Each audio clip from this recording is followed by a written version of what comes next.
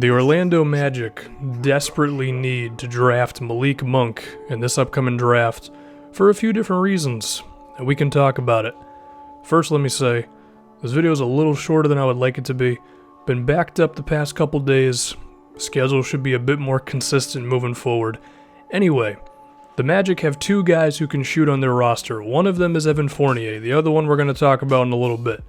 But we also have to talk about some of the other guys. Vucevic, he's shown a little bit of a willingness to shoot threes as he attempted one a game this season.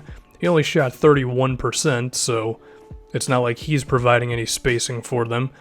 There's Aaron Gordon, and this clip sums up his shooting pretty well, where he has these stretches where he's making threes, and then you think to yourself, well, he can finally shoot, but he's shot below 30% from three for 3 straight seasons, and I would not be surprised if that just maintains itself as his career goes on. He could take a leap, but we don't know.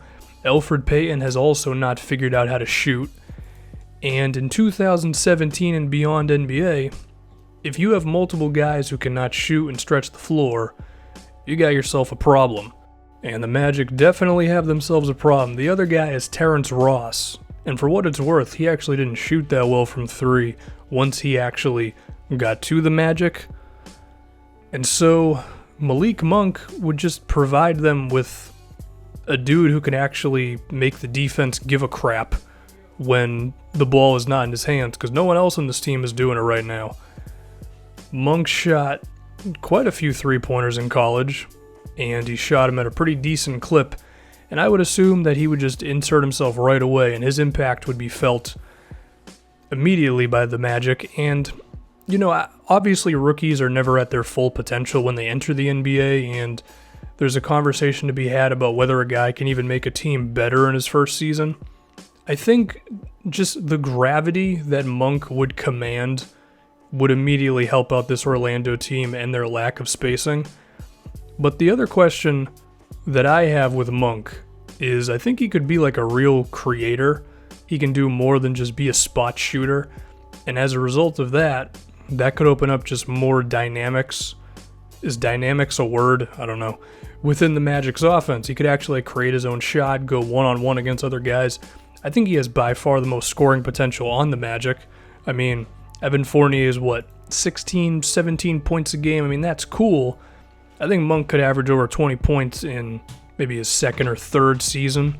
We saw how Devin Booker took off with the amount of offensive responsibility he has for the Suns.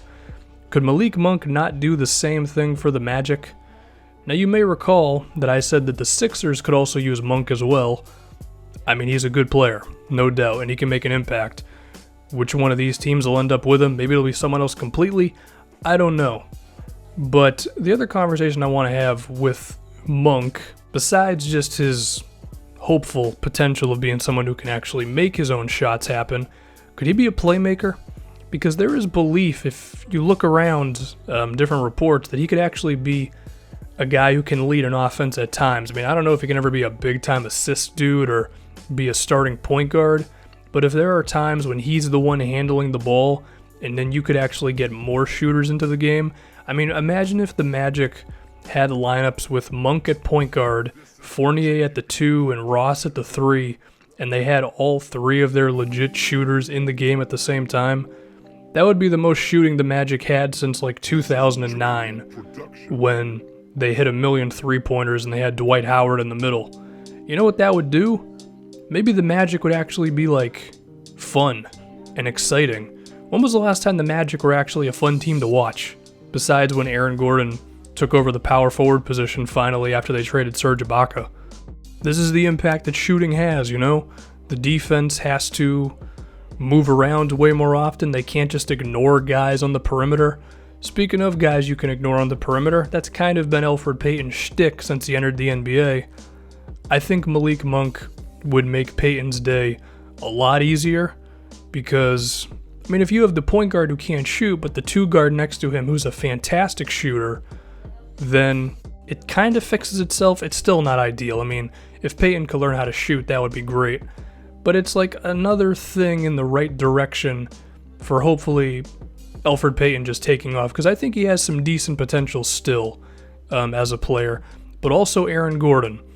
And I'll admit, I think Aaron Gordon and Peyton together are interesting because neither one of them can really shoot, but they both have potential. Could Monk be the guy who just, I don't know, increases the makeup and the fit of this team so much that Aaron Gordon and Elfrid Payton could really take off? Maybe I'm being a little too optimistic. Maybe I think Monk is a little better than he actually is if I'm suggesting that sort of thing. But I do know that he would increase Orlando's spacing tenfold. He would give them another guy who can just be a source of offense because they are desperately looking for that one. And I do think if we just look at the rest of this team, you could surround him with a few other shooters and be something. There's some young guys you could pair him with to be excited about. And overall, Orlando just needs a frickin' knockdown shooter, and Malik Monk is that guy. So, they could use him, man.